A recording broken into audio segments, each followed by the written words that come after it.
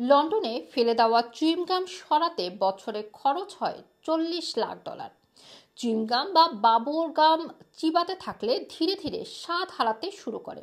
এরপর ফেলে দিতে গেলে বাধে বিপত্তি, কারণ এটি এতটাই আঠালো হয়ে যায় যে আঙুলের সঙ্গে লেগে যায়। তাই কাগজ বা টিস্যুতে পেঁচিয়ে সাবধানে ফেলে দিতে হয়। প্রস্তুতকারক প্রতিষ্ঠান অনুযায়ী প্রতিটি বাবল গামের নিজস্ব ফর্মুলা থাকে, তবে সব ধরনের বাবল গাম কিছু সাধারণ উপাদান পাওয়া যায়। চুইংগামের মিষ্টির স্বাদ সাধারণত বিভিন্ন ধরনের চিনি এবং ফ্লেভারিং উপাদান থেকে আসে। বাবল গামের ইলাস্টিসিটি বা স্থিতিস্থাপক পলিমার প্লাস্টিসাইজের যেমন প্রাকৃতিক বা প্যারাফিনের মতো অন্যান্য উপাদান থেকে আসে। আর রেজিনের মতো স্টাবিলাইজার বা স্থিতিশীলকারী উপাদান হিসেবে কাজ করে।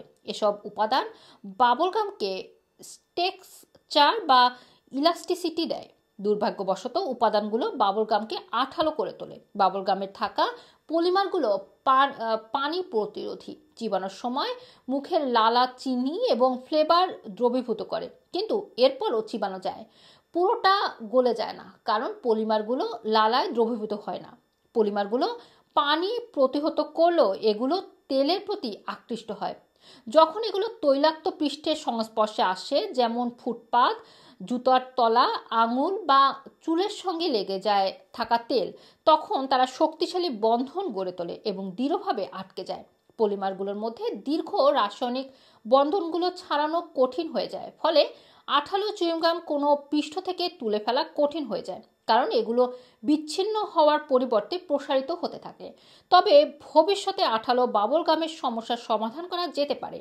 বিজ্ঞানীরা নতুন ধরনের বাবল গামের পলিমার তৈরি করেছেন যা হাইড্রোফিলিক, অর্থাৎ এসব পলিমার পানির উপস্থিতি ভেঙে যায় এবং স্বল্প সময়ের মধ্যে প্রাকৃতিকভাবে ক্ষয় হয়ে যায়। এই ধরনের চুইংগাম উদ্ভাবন হলে প্রাণী এবং প্রকৃতি উভয়ের জন্যই ভালো হবে। রাস্তাঘাটে পড়ে থাকা এসব আঠালো চুইংগাম যেমন জামা কাপড় বা প্রিয় বস্তুর ক্ষতি করে, তেমনি পশু পাখির লোম বা ত্বকে লেগে অনেকের অস্বস্তিতে ফেলে।